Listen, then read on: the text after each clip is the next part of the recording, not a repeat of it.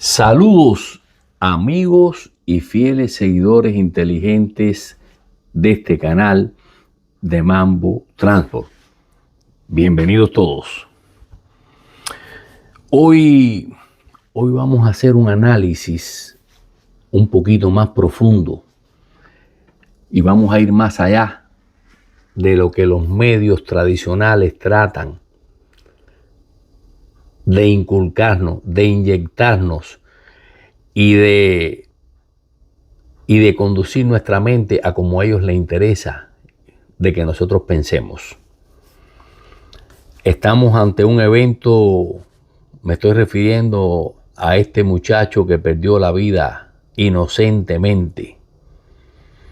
Digo inocentemente porque yo no quiero llamarlo de otra forma, pero para ser un poquito más justo yo le llamaría un tonto útil, que sin darse cuenta, en nombre de la justicia, de lo que ellos consideran la injusticia, mentes superiores a ellos los manipulan y los captan.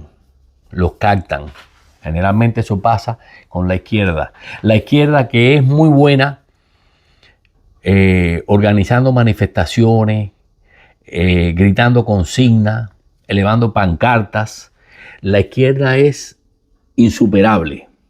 En todas partes del mundo, en Cuba, en Europa, aquí en los Estados Unidos, no son muy buenos produciendo, en la producción, en el desarrollo, en hacer que la sociedad avance. La izquierda no se caracteriza por eso. La izquierda se caracteriza por manifestarse, por hacer grandes movimientos populares y al final llevar a los países a la miseria. Y si alguien duda, que mire a Cuba, que mire a Venezuela, que mire a Europa, a España, a Francia, como esas economías, como aquello está, que es un desastre, donde tienen que estar, no vamos a entrar en el terreno, pero donde tienen que estar aceptando lo que Donald Trump les dicta. Pero bueno, vamos a seguir con el tema de este muchacho que perdió la vida inocentemente, vamos a llamarlo así, inocentemente, porque en realidad él se dice que estaba en una manifestación pacífica. Ustedes han visto las imágenes, ¿verdad? Yo creo que de pacífica no tienen mucho. Podrán tener de muchas cosas menos de pacíficas. Y el que lo quiera ver, que lo vea. No hay peor ciego que el que no quiere ver. Pero de pacífica no tienen nada. Y tal es así que él estaba en esa manifestación pacífica armado. La ley lo prohíbe. Tú tienes derecho en este país, como muchos de nosotros, tenemos licencia para portar armas de fuego, pero hay lugares donde tú no puedes portar armas de fuego. En eventos populares, en muchos lugares que no voy a entrar a describirlo ahora. Él no podía estar con esa arma de fuego en el lugar y mucho menos con dos cargadores. Es decir, que él estaba esperando algo y llevaba tiempo en esto, Yo no me voy a dilatar y lo voy a dejar con un periodista de investigación, un hombre profesional de este giro, que prefiero lo que él hace, que es un trabajo muy valioso, y yo me tomé la atribución de usar sus palabras para que les quede bien claro a ustedes cómo en el pasado, bajo los gobiernos de Obama y de Biden, ocurrieron barbaridades y no pasó nada. No hubo manifestaciones, no hubo nada del otro mundo. Él se refiere al comandante, al deportador en jefe, Barack Hussein Obama. Vamos a escucharlo y después vamos a seguir nosotros sobre el comentario. Pero acuérdense, abran las entendederas y analicen que la cabeza no solo se hizo para llevar pelo. Así que los voy a dejar con Eduardo Alemán y este comentario muy importante que él hace. La muerte de cualquier ser humano es lamentable. 67 personas, 67, murieron bajo custodia de ICE durante la administración de Obama, sin protestas, sin disturbios. Durante los años de Obama, los centros de detención de migrantes estuvieron marcados por fallas documentadas en la atención médica, lo que contribuyó a muertes prevenibles durante el liderazgo de Barack Hussein Obama. Según la ACLU, la Unión Americana de Libertades Civiles, las violaciones a los estándares médicos influyeron en al menos 8 muertes entre el 2010 y el 2012. Para mediados del 2016, la cifra ya había alcanzado 56 muertes bajo Obama, incluyendo 6 suicidios. Registros de ICE indican que el total de aproximadamente 67 muertes durante todo su mandato fue el total. Críticos señalan que a pesar de una de las tasas más altas de muertes de migrantes bajo custodia, no hubo disturbios masivos, no hubo protestas nacionales, no hubo esfuerzos coordinados para interrumpir operaciones de ICE o para atacar a agentes de ICE. Mientras tanto, hoy se están produciendo protestas coordinadas contra ICE que terminan en disturbios en todo el país. Se alega que muchos de estos manifestantes están financiados por figuras como George Soros a través de sus organizaciones y de Neville Roy Singham. Bueno, pues sin más comentarios, no hace falta mucho más comentario. Yo solo les recuerdo que Obama tenía muy buenas relaciones con la izquierda y su influencia, algunos dicen que el periodo de Biden fue dirigido por Obama, que Biden solamente fue un título, un director de títeres, porque para nadie era un secreto que Biden no tenía cabeza, el pobre, y estaba puesto ahí como una figura decorativa, como puede estarlo un cuadro en la pared, y que el Estado profundo fue en el que en ese periodo dirigió el país. Para nadie es un secreto que a Trump trataron de eliminarlo por todas las vías posibles, legales, hasta físicamente, y que Trump está haciendo un gran trabajo y que no les conviene a muchos. Hay muchos intereses que no les conviene, pero Trump es un tipo que no es un político, es un tipo totalmente impredecible y nadie puede descifrar por dónde él viene.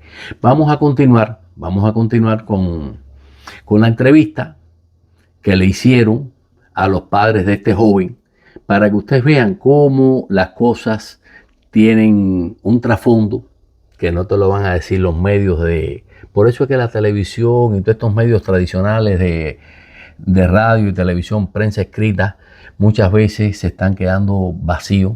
Y nosotros los youtubers, que no tenemos compromiso con nadie, que a nosotros no nos paga nadie, podemos decir libremente, por lo menos hasta ahora, las cosas sin inclinarnos a la derecha ni a la izquierda, solamente mirando la realidad de las cosas como son. Entonces yo lo voy a dejar ahora, les voy yo a leer la entrevista esta que le hicieron a los padres de este joven que perdió la vida y que espero que fue un inocente, una víctima.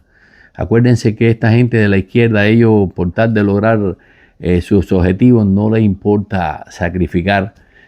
El fin justifica el medio, como se dice vulgarmente. Así que los voy a dejar ahora les voy a hablar de esa entrevista que le hicieron a los padres de este joven. Y que Dios lo tenga en la gloria y que en paz descanse.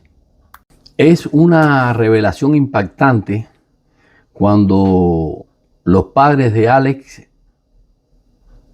la víctima, este apellido difícil, Preti, afirmaron que su hijo abandonó discretamente su trabajo. Escuchen esto, no te lo dicen los medios.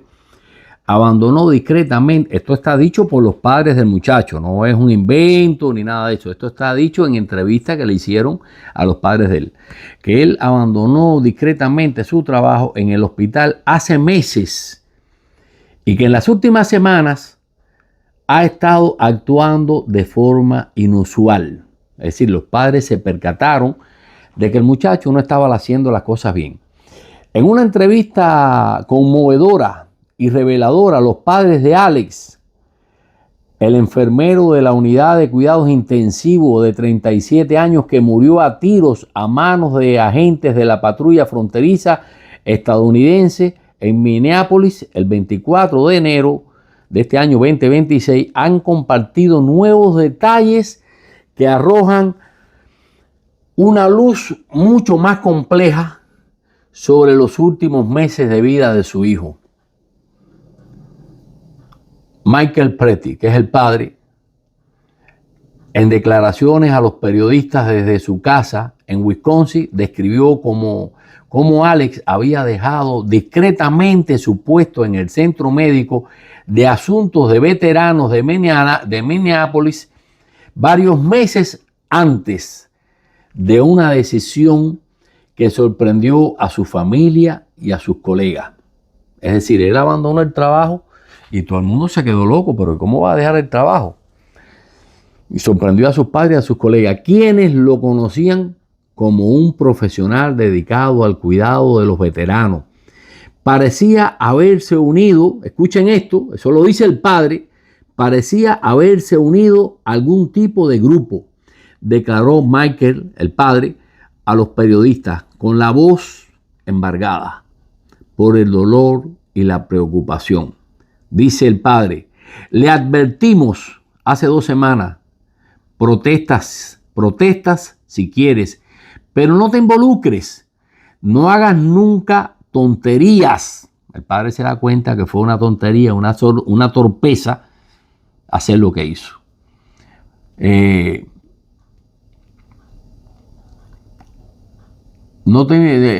nunca hagas tonterías. Dijo el muchacho que lo entendía. El padre recalcó que si bien Alex siempre había sido una persona apasionada por ayudar a los demás, su comportamiento reciente había cambiado de una manera que les preocupaba. Se estaba alejando de su rutina, hablaba más de defender a sus ideales y marcar la diferencia de una forma que nos resultaba extraña. Pensamos que era solo estrés, pero ahora no sabemos. Estas revelaciones añaden una capa inquietante a la historia de la muerte de Pretty, ocurrida en medio de las caóticas protestas contra ICE en Minneapolis.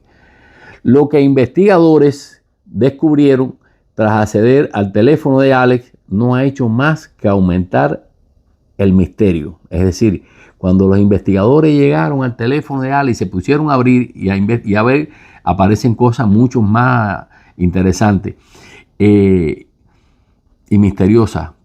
Plantear serias dudas sobre hasta qué punto se había involucrado en las actividades de protesta organizadas que pusieron repetidamente a civiles en confrontación directa con agentes federales.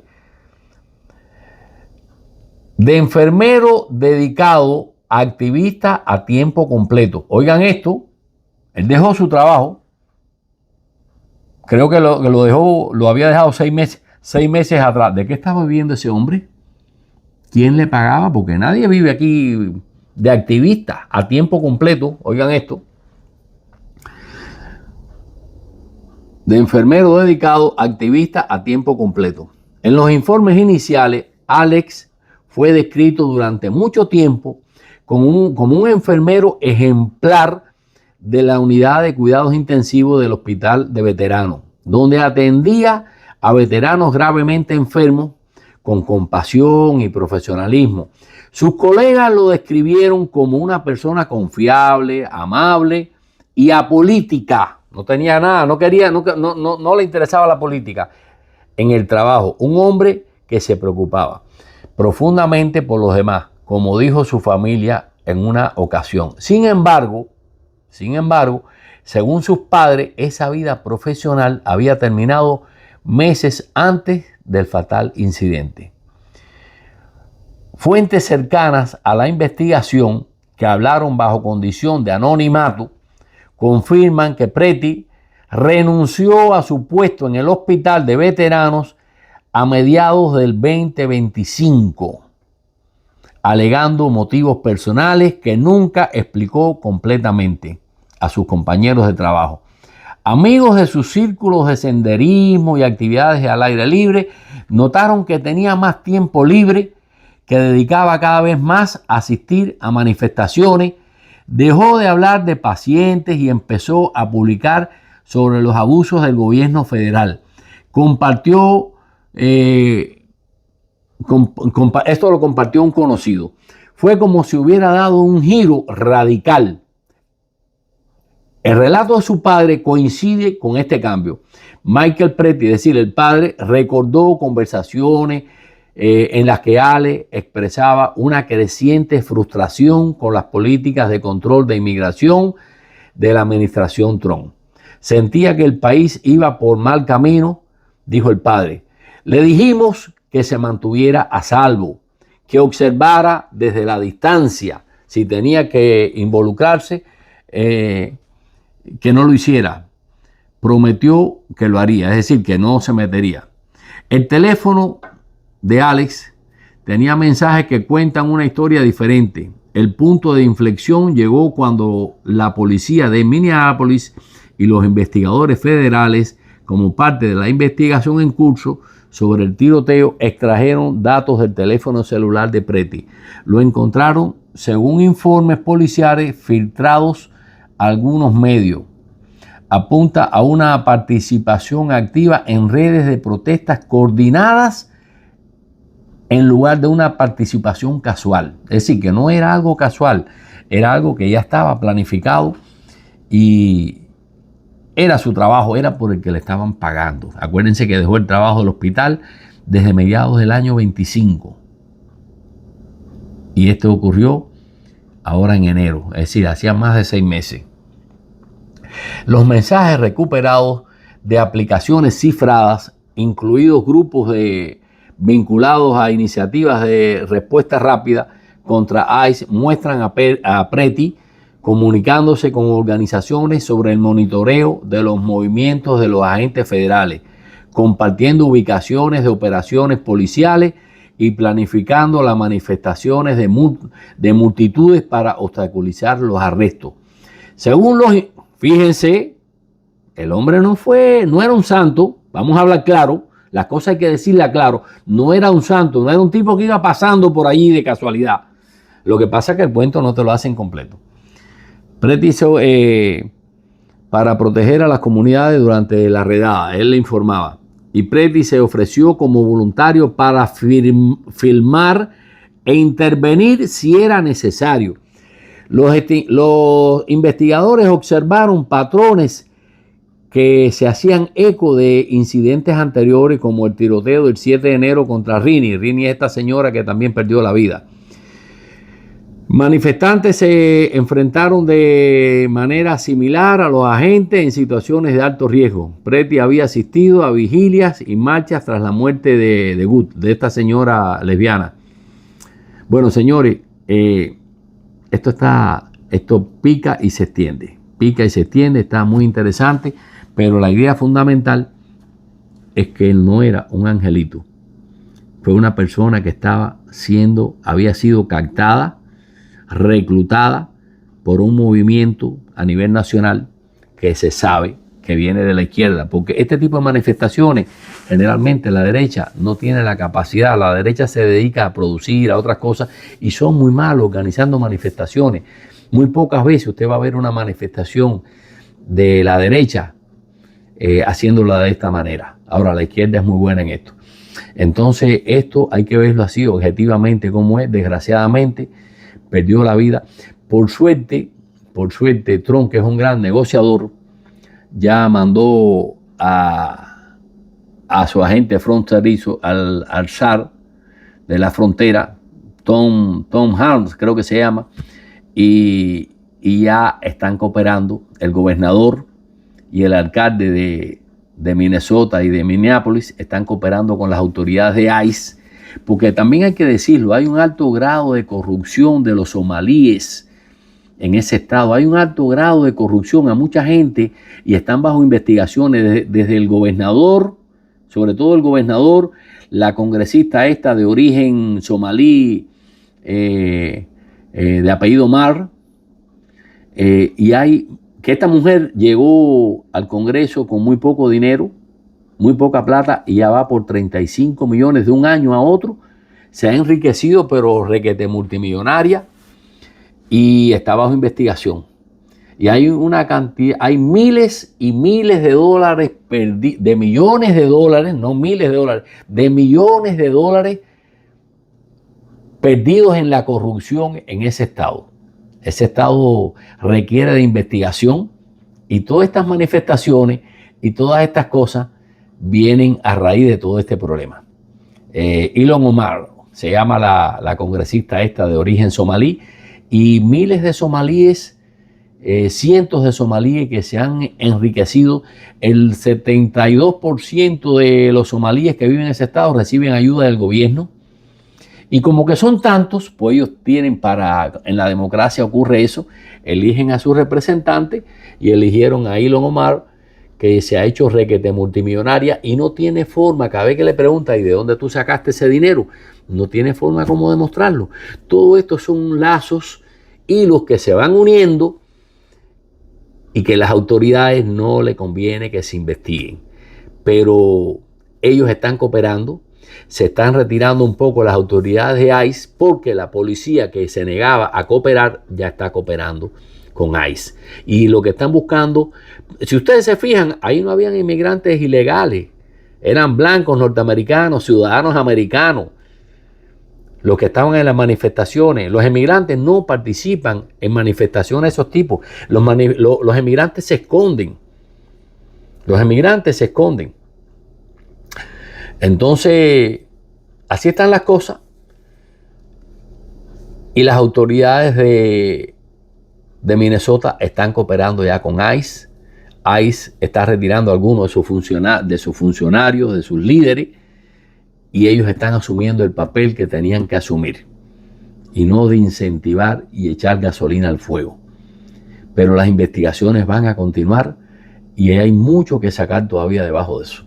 Así que yo los llamo a reflexionar, a pensar, porque la cabeza se hizo para pensar. No se dejen manipular, siempre piensen a quién le interesa que yo piense de esta manera. No es a Trump, no es a este gobierno, y mucho menos a Trump, que ustedes se pongan indispuestos. Pero desgraciadamente para la oposición a Trump, lo hacen tan mal que siempre sale la verdad a reducir. Y así pasó en las elecciones, cuando ellos acusaron a Trump de todo lo que les dio la gana. Y Trump está haciendo, y a la hora de las elecciones la gente se daba cuenta, porque la gente no es tonta.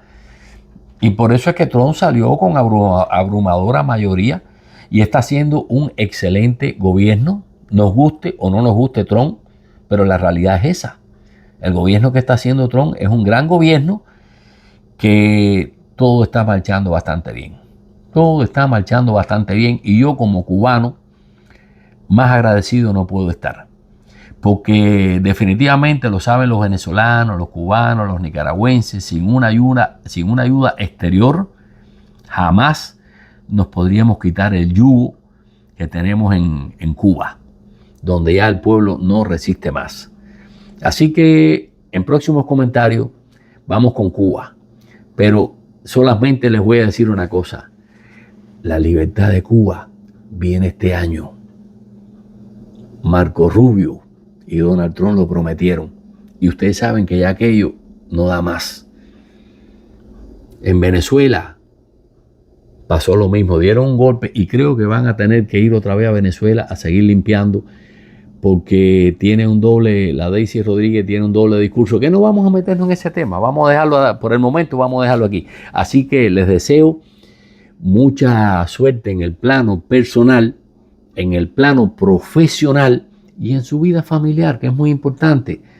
Y sigan observando, no se dejen manipular por los medios, esos medios que son pagados, que son financiados por grandes intereses, que les convienen que nosotros pensemos como a ellos les interesa. Así que hasta el próximo comentario, señores. Hasta el próximo comentario.